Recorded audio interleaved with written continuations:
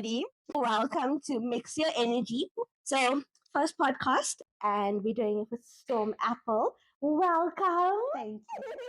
This lady needs no introduction, guys. From a CEO to a makeup artist to everything else in between. She's done it. How do you feel?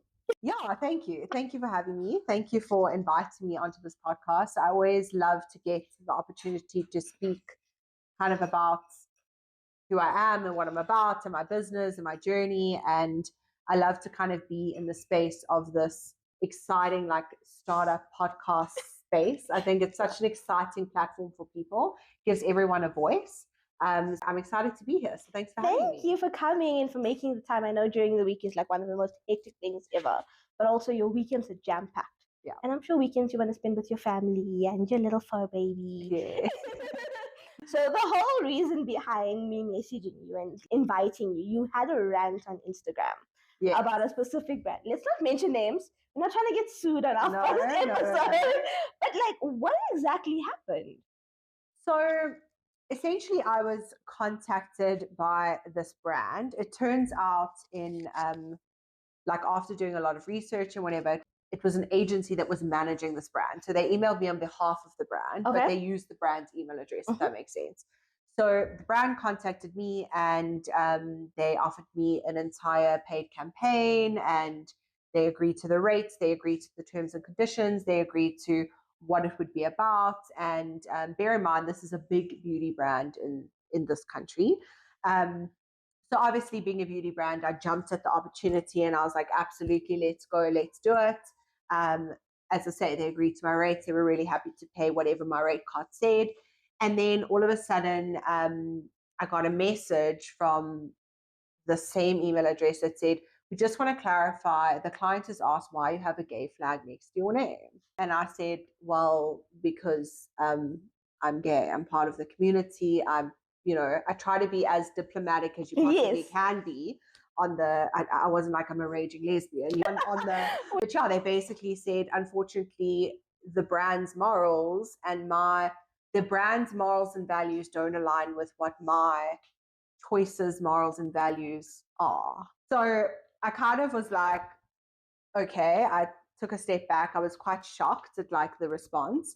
And I think all I want to say about the topic is that why are brands not doing their research? You followed me for a long time. You know me. I speak very openly about my sexuality.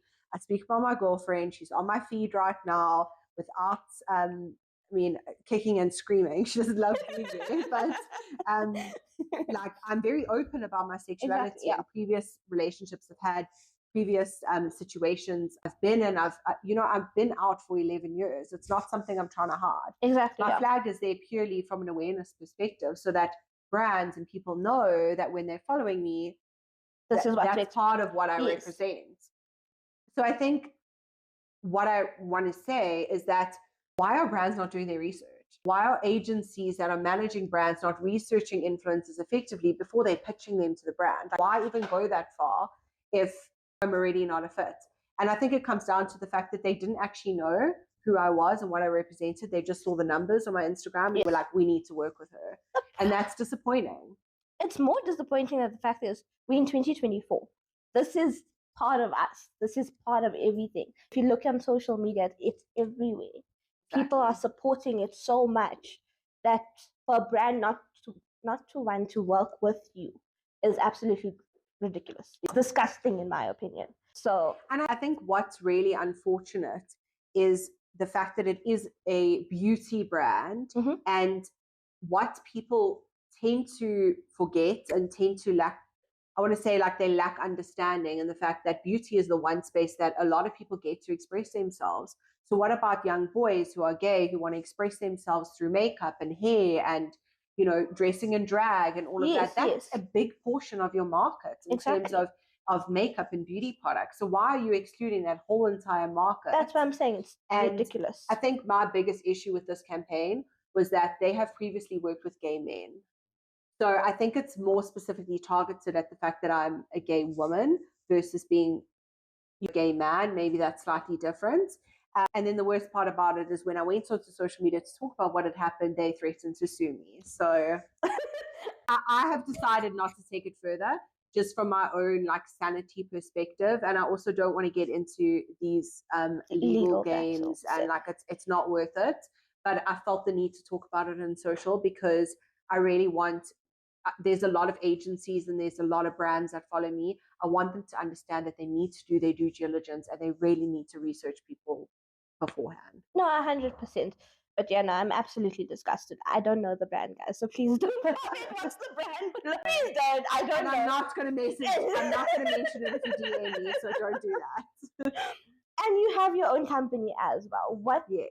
Like, what was your journey from becoming a makeup artist to actually owning your own business? So I actually studied fashion. I have a degree in fashion design. Wow, okay. So I can make clothes and design stuff. Okay. So I did that. And then I got to my third year. And in third year, we have this thing called like the fashion show where all the third year students showcase their work and we have to sew and create something. Okay. And I realized I absolutely hate sewing. What am I doing here? I hate it. I love the creative side of what I studied because part of my degree was marketing and branding and, there were a lot of different elements to it. Yes. But one of the things that we studied as part of our degrees was makeup. It was actually like a curriculum within our qualification. Okay, cool. So I realized I hated sewing. So I was like, okay, what next? So based on our final makeup project, I actually got headhunted by MAC Cosmetics. So that was like my first job after varsity. So I finished varsity. I started at MAC. I worked there for 3 years. Oh, wow. And in that time, I kind of started creating content online. Now, guys, we're talking like 11 years ago. Okay. This is like when Instagram first came out. So this is really back in the day, grainy, no HD, no such thing as reels, like no TikTok. This was like really back in the day. Yeah. So I was one of the kind of OG people that started creating beauty content.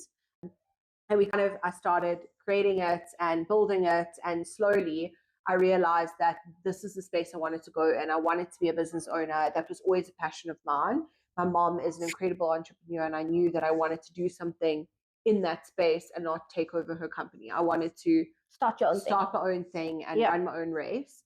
So that's when I kind of moved into the social media space. I left my job at MAC. I didn't have another job. I thought social media was going to carry me. Then 2 months later, I was like, I can't pay my rent.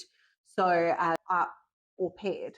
I got an au pair job. Oh, wow. And I au paired for 4 years so that everything I made from my au pair job, I could fund being an influencer. I could fund buying a new camera. I could fund buying a backdrop, buying that, buying all the products to talk about. I could actually fund what I was doing.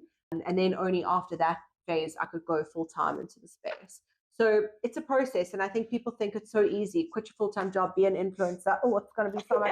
I'm going to be so rich. I'm going to get all these trade exchanges and campaigns. And it's really not the case. Like any business, it takes 5 years. You've got to feed into it. You've got to build it slowly. When I started to build that and I became an influencer, I then realized there was a massive, massive gap in the market. And that gap was supporting small and upcoming businesses, specifically in the beauty space, to help bridge the gap between the brand, the influencer, and the consumer. Okay. Like, how do we get it to the consumer? Yes. So that's kind of where I started. So my agency is very geared towards the small to medium-sized beauty brand. That is our main sort of focus area. And literally from the start of my agency's inception till now, the vision is exactly the same. And that's what we've kept building on. And how's it going so far? There's a lot of like stressful times. It is very stressful. About 3 years ago, I was involved with a cosmetic store. So I opened a whole bunch of stores. I was a partner in the brand. And that is what had my focus for 3 years. Mm-hmm. So my agency took a bit of a back seat because I was building, that career. And I decided to kind of sell out of that company in January of this year. Oh, wow. February came around and I was like, cool, I'm going balls to the walls with my agency again. This is what I'm doing. And honestly, to be sitting here in August in the position that I am, I'm honestly super, super, super blessed. And I think it all comes down to that constant brand building, that constant personal brand building. because all I had to do was go on my social media and be like, guys, this is what I'm doing. And literally clients that I had from years ago came back. Oh, I wow. attracted new clients. It was this amazing synergy where everyone sort of came to me and I knew I was in the right place at the right time. So at the moment, things are going really well. We're expanding, we're growing, we're adding new services. We've just opened a massive new leg of our company. So at this point, we're really growing, which is great. That's amazing.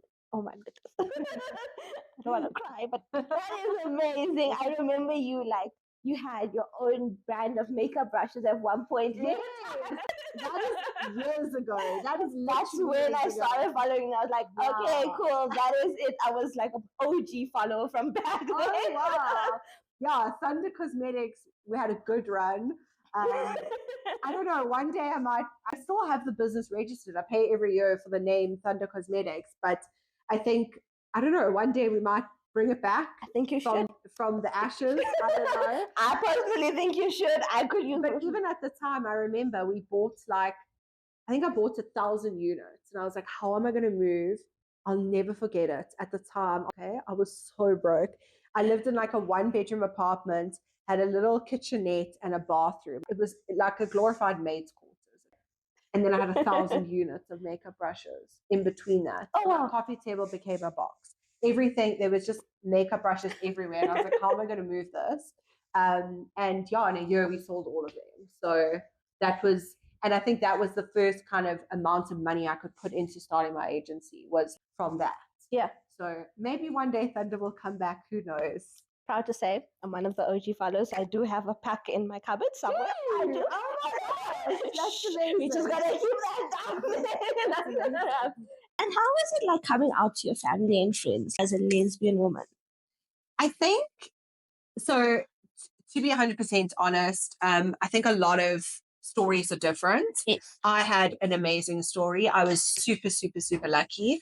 I'll never forget at the time working at Mac. I keep going. Mac needs to sponsor this podcast. I keep talking about Mac. Exactly. So I remember working at Mac and my mom phoned the store phone because we weren't allowed cell phones on counter. My mom phoned the store phone and she's like, hi, my love, how are you? Whatever. And she's like, what did you have for lunch? So I was like chicken salad. I didn't have a burger, but my mom wants to know I'm eating salad. So I was like, chicken salad. And she's like, oh, okay. Are you dating a girl? And I was like, flip, this is my first girlfriend. This is like my first experience. I don't know what this is. And I'm like, yeah, I am. She's like, oh, yeah, I saw some stuff on Facebook, looked a bit suspicious. So I was like, oh, shit, I thought I blocked my mom from that post. But clearly I didn't. And she was just like, oh, okay, cool. Well, have a great day. I'll chat to you later. And I was like, Mom's so cool. Oh my gosh, guys.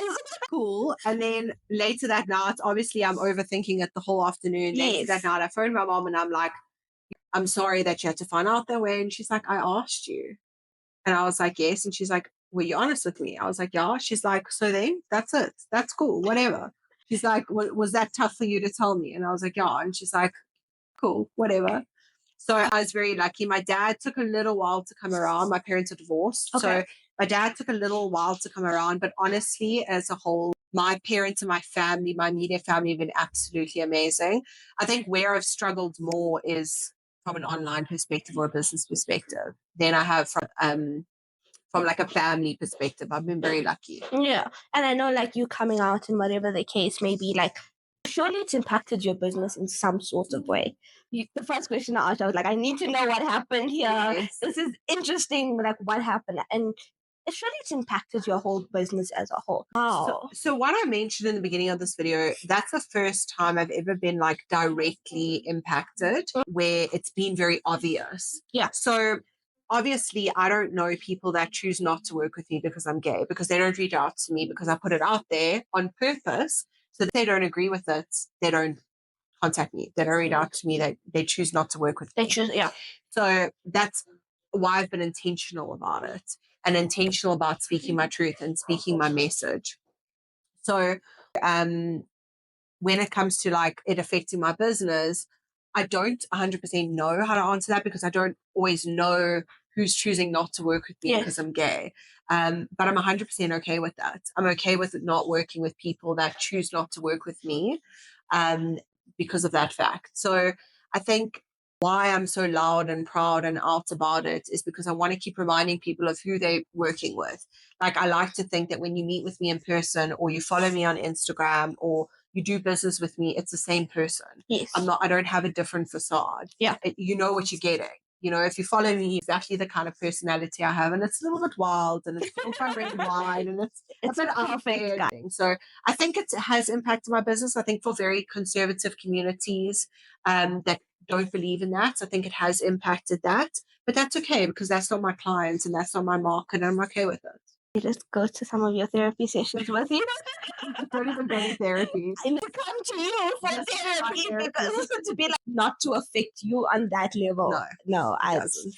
And like, did you face any challenges or lose any friends after you posting on social media, like you said with your girlfriend at that time? So to be honest with you, I came out when I was 19, 18. How old am I now? 30. So 11 years ago. So I was 19. So I came out when I was 19. To be honest with you, I only came out on social media like 4 years ago. And the reason is that I was still scared. I was scared that I wouldn't get brand deals. I was scared that I wouldn't get campaigns. I was still a little bit unsure of myself. I wasn't fully ready to like completely immerse myself in the community. I was very worried that it would hinder my growth. Also, we have to look at the space and the time that Instagram was 4 years ago versus now. Big difference, okay? 4 years ago is not that long ago, but it's a big difference. It was COVID. It was, there is that big difference in that period. Yes. And I think I had to do a lot of growth, and I had to do a lot of realization that either people align with you or they don't, and that's okay. Not everyone has to agree, but everyone has to work with you. I will never judge somebody for not liking the fact that I'm gay, but don't make it my problem. I'll never make it your problem that I'm gay. Do you know what I'm saying? Yeah. It's just about a mutual respect thing. So, it's. I lost my train of thought. I love this. She was saying that she's not judging people for not wanting to work with her, but I will judge you. I will be. Yeah. I'm very judgmental. So I do. So, like, in terms of, you asked, like, losing friends and family and stuff like that. So, we are Catholic. My family is Catholic. Okay, yeah. I went to an Anglican school. My family I have a part of my family that's very religious. So they never made me feel crap about it. They never said anything. They never ostracized me or made me feel horrible. But you can feel that like slight disconnect. Yeah. But I do have cousins that are also gay, and I think we've educated the elders in our family of what it means, and doesn't mean that if you're gay, you look a certain way, or you dress a certain way, you act a certain way, or I think they expect you to be like a lumberjack cutting down trees in your plaid, but it's not always the case. So I like to think I paved the way for my family, because a lot of my cousins and that are much younger than me and came out a lot later. Well, so yeah, I don't know. I must say my experience, I've been really lucky. I don't have a horror story like a lot of people in my community do. So I try to be conscious, because I know that not every story is the same. Yes. And a lot of people's stories are really, really tough. It's hectic. So I'm always available for people to talk to me about it, because sometimes you don't feel like you have an option of somebody to talk to. So I was pretty nervous to message you, even though I've met you quite a few times. I was like, do I message her? How do I message her? The amount of times people message me to say I was so scared to talk to you. And I'm like, I'm still a person, guys. I still have to eat 2 times a day. I still have to go to the bathroom. I still have to shower. Like, I'm just a person. We can talk. And I think people forget that influencers do this for the followers. We do this for the people. Yes. So you have to understand that we are open to hear from the people, because this is who we're doing it for. So reach out. If you love an influencer, reach out to them. Talk to them. We want to talk to you. As you can see. Exactly. And like, how do you balance your whole lifestyle? Because you're a fur mom, you're an influencer, you're a makeup artist, you're a CEO. How do you find the time? How do you manage to balance all of that? So I must say, this area, and when I was kind of like looking at some of the questions you told me you were going to ask, I struggled a little bit with this one, because I really struggle with balance. Balance is probably the hardest part of my life. for me to be a present business owner, a present influencer, a present partner, a present daughter, a present fur mom. I literally have to take moments of my day where I take my tiny kitten and lie on the bed and just give him love because I need to be present because that's what he needs in that moment. And I know he's a cat, but it's my job It's to your make him baby. feel loved. Exactly. So I think that's something I'm still working on. It's very challenging to get that balance right. I think my biggest thing, and my partner Chantal will say this, is that my biggest thing is communication. Like I will wake up in the morning and send her a message and be like, today I'm not okay. This is what I can give. I'm not myself. I'm super stressed. I'm super anxious. These are my concerns. These are my worries. I'm not in a good headspace. So that when she comes home by the end of the day, she can prepare herself and she can be present for me. Yes. Because I need her to hold more space. Yeah. So that's something I've learned, and I'm in a very beautiful relationship where that allows for us to have that. But yeah, I mean, balance is difficult because if something goes wrong and a client needs me, I have to drop Everything and go. and that's challenging when you've got 25 clients. That everything you might need to drop everything every day for your 25 clients. Yes. So it does get really challenging. My biggest advice is don't be scared to ask for help and don't be scared to outsource. So I've recently hired 2 people to join my company. Amazing. And I was very nervous about that because I'm like, it's my business. How do I let go of control? But I've realized how much knowledge they've brought into the space. So I've had to also like let go of that and be like, okay, in order to grow, I need help, and that's okay, and I can do this. We'll be okay. That's That's kind of how I'm balancing. But if you ask Chantal candidly after this, she'll be like, she balances nothing, not very well. She balances wine on her leg, guys. Yeah, she balances wine on one hand. That was hilarious. And like, in what ways do you advocate for your community specifically, like your LGBTQ plus community? How do you advocate for them? Because you've spoken like about your cousins coming out much younger. You've spoken about how your makeup, or the makeup brand rather, had gay men instead of having gay women. Like, how would you advocate for them? So I think I was recently part of a campaign with Crayola for Gay Pride Month. So it was International Gay Pride Month in July. Yes. And they made me, so basically it was amazing. They worked with, and let me tell you, none of us were paid. We were just so excited to be there. But they created this campaign where they only used gay, trans, lesbian, like LGBTQ community people in their campaign. So this was a visual campaign. It was a social media campaign. It ran across all the visuals. They did visuals in store, that kind of thing. And I arrived there and they actually painted like a lesbian flag on my face. Oh, and wow. and they did a whole bunch of photos and I was like the Crayolan face of like the month, which was absolutely incredible. For me, that was one of the most incredible experiences to actually celebrate it for my diversity. Like I am there only because I'm different, not because I have a lot of followers, not because I am a makeup artist or I'm there to work or whatever. It was purely because of exactly who I am. Yes. So things like that is things I sign up to. I will do them as trade exchanges. I will do them for free. I will even pay to be there if I get the opportunity to showcase that because I think it's really important. I am also the only lesbian beauty blogger in this country. I have noticed. Yes, I have. Yeah.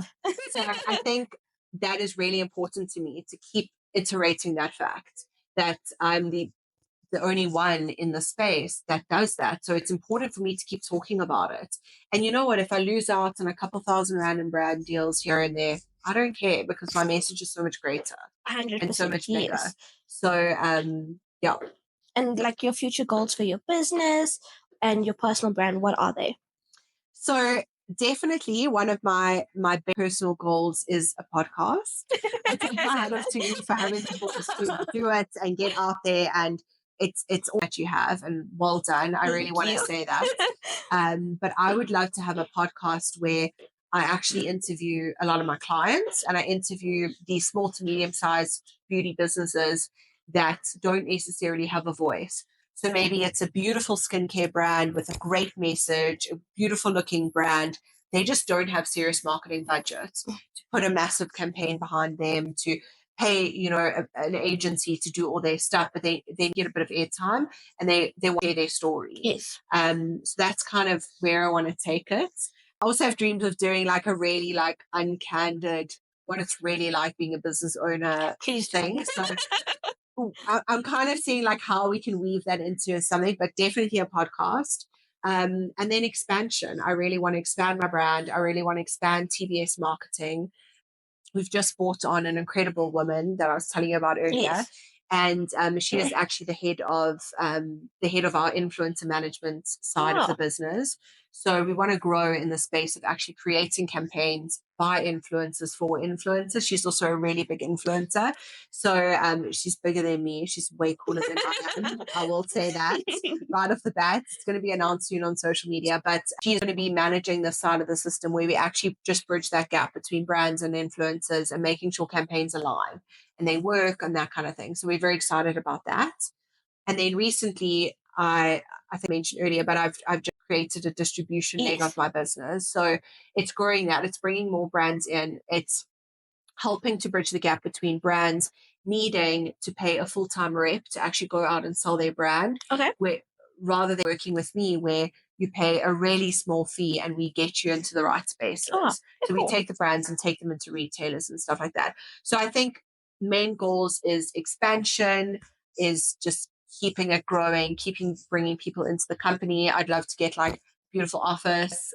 That's definitely where it is. And then obviously from my personal brand perspective is to kind of keep growing my following, keep getting really great brand deals that align with me. And just to kind of keep growing it and keep going. And TBS Marketing, what does it stand for?